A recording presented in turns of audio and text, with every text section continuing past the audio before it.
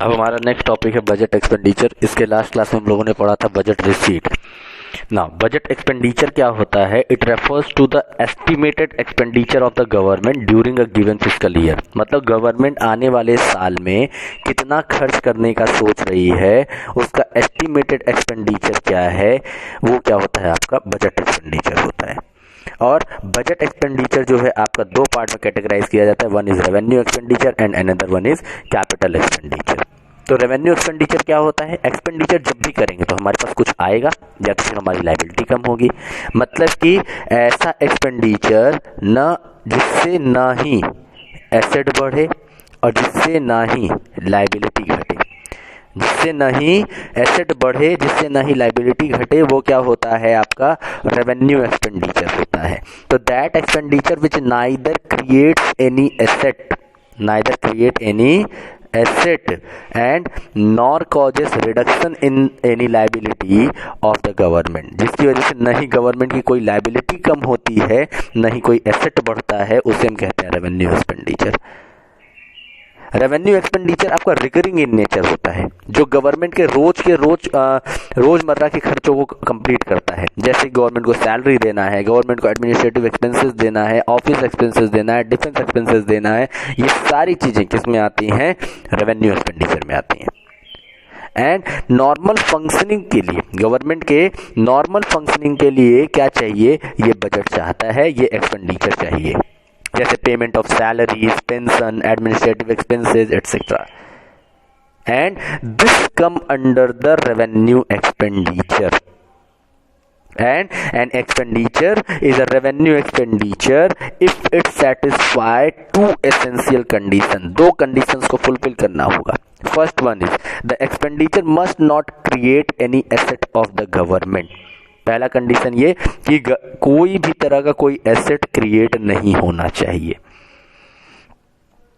जैसे कि payment, salary का पेमेंट कर रहे हैं, पेंशन दे रहे हैं, तो वो रेवेन्यू एक्सपेंडिचर होता है। ये ना ही कोई एसेट बनाता है और ना ही गवर्नमेंट की कोई लायबिलिटी खत्म करता है।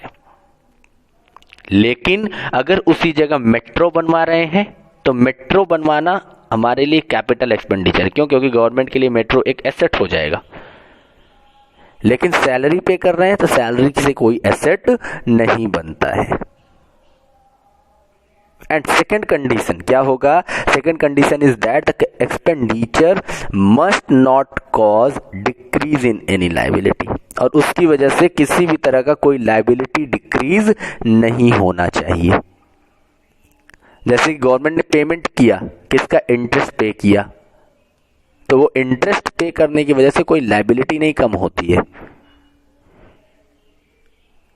लेकिन गवर्नमेंट ने अपने लोन का पेमेंट कर दिया तो गवर्नमेंट की एक लायबिलिटी कम हो गई। भाई लोन पे कर दिया ना, अगर लोन पर इंटरेस्ट पे करेगा तो रेवेन्यू एक्सपेंडिचर, लेकिन अगर लोन पे कर देगा तो वो क्या हो जाएगा?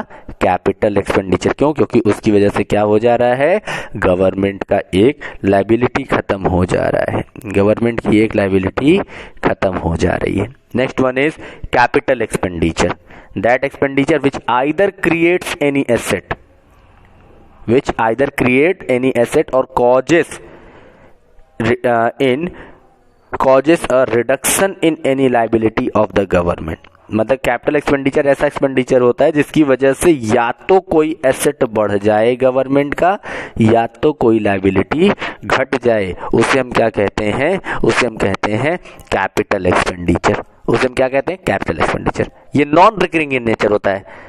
मतलब कि मेट्रो अगर बनवा ले रहे हैं तो क्या रोज रोज मेट्रो बनवा रही है गवर्नमेंट? आज चल चुका, अब इसको तोड़ो फिर नया बनाओ, ऐसा कुछ नहीं। एक बार गवर्नमेंट करती है खर्चा और उसको सालों सालों तक उसका फायदा मिलता रहता है। This is non recurring in nature expenditure होता है, बार बार रिकर नहीं होता है। And adds to capital stock of the country. मतलब कि इससे कैपिटल स्टॉक बढ़ता है, कंट्री का एसेट बढ़ता है, कैपिटल बढ़ता है, पूंजी बढ़ती रहती है। जैसे कि लोन दिया स्टेट्स को क्या किया? लोन दिया। उसके बाद क्या? Expenditure on construction of fly over बनवाया, ब्रिजेस बनवाया, स्कूल बनवाया, कंप्यूटर खरीदा। तो ये सब किस में आते हैं? कैपिटल एक्सपेंडिचर में आते हैं। कैपिटल एक्सपेंडिचर में दो कंडीशंस इसके भी फुलफिल होनी चाहिए, दो कंडीशन इसके भी सेटिस्फाई होने चाहिए। फर्स्ट कंडीशन इज दैट यहाँ पर कि जो भी एक्सपेंडिचर करें उससे कोई एसेट बने, जो भी एक्सपेंडिचर कर रहे हो उससे कोई एसेट बने, या तो फिर उससे कोई लायबिलिटी कम हो, या तो उससे फिर कोई लायबिलिटी कम हो, तो वो क्या होता है आपका कैपिटल एक्सपेंडिचर होता है। कोई भी एक कंडीशन अगर फुलफिल कर दे रहा है तो वो क्या हो जाता है आपका कैपिटल एक्सपेंडिचर हो जाता है। जैसे कि एग्जाम्पल के तौर पर अगर हम लें तो पूछेगा कि सब्सिडीज बताइए क्या होता है, तो हम बताएंगे रेवेन्यू एक्सपेंडिचर होता है। क्यों? क्योंकि सब्सिडीज से किसी तरह का ना कोई एसेट बनता है ना कोई लायबिलिटी घटती है। गवर्नमेंट ने स्टेट गवर्नमेंट को यूपी गवर्नमेंट को लोन दिया, यूनियन गवर्नमेंट ने यूपी गवर्नमेंट को लोन दिया, तो लोन दिया ना, एक गवर्नमेंट की एसेट बन गई, यूपी गवर्नमेंट के लिए लायबिलिटी, सेंट्रल गवर्नमेंट के लिए एसेट, तो एसेट बढ़ गया तो ये क्या हो जाएगा कैपिटल एक्सपेंडिचर हो जाता है। तो रेवेन्यू एक्सपेंडिचर और कैपिटल एक्सपेंडिचर में सिर्फ इतना ही फर्क है कि इसमें ना कोई एसेट बनता है ना कोई लायबिलिटी घटती है, लेकिन यहाँ पर कैपिटल एक्सपेंडिचर में या तो एसेट बढ़ेगा या तो लायबिलिटी घटेगी।